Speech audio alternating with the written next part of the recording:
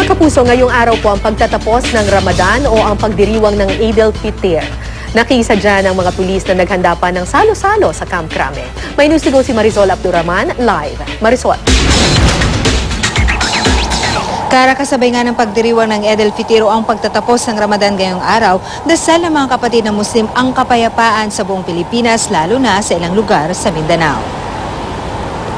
Allahu Akbar, Eksakto alas 7 ng umaga kanina nang umpisa ng Eid prayer sa Campo Crame. Hudyat ng umpisa sa pagdiriwang ng pagtatapos ng isang buwang pag-aayuno o ang buwan ng Ramadan. Hindi lamang mga kapatid na Muslim at mga lider ang dumalo sa pagdiriwang ngayong araw, nakisa rin ang ilang pulis. Sama-sama sila nagsalo-salo sa pagkaing inihanda ng PNP para sa kanila. Dumalo rin ang Metro Manila Muslim Community for Justice and Peace na may panawagan sa mga kapatid na Muslim sa Mindanao.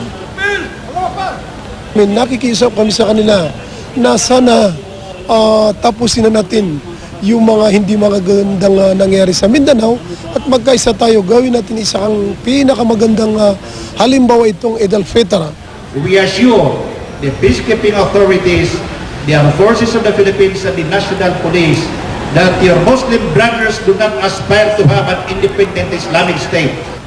Actually, Kara, kahapon pa nag-umpisa itong pagdiriwang talaga ng Eid al-Fitr, but since ito ay it's a one-week celebration, pero sinamantala po ng mga kapatid na Muslim, lalong-lalo na nga yung mga pulis na holiday ngayon, kaya ngayong araw nila piniling mag-celebrate maliban po sa mga may mga pasok nga sila at yung iba na hindi po nasa serbisyo ay dumalo rin kanina kasama yung mga Muslim leaders dahil inaasahan din, Kara, ang pagkakaroon nga ng meeting at dialogue sa mga PNP personnel nga natin hinggil pa rin sa nangyayaring mga series of bombing sa Mindanao.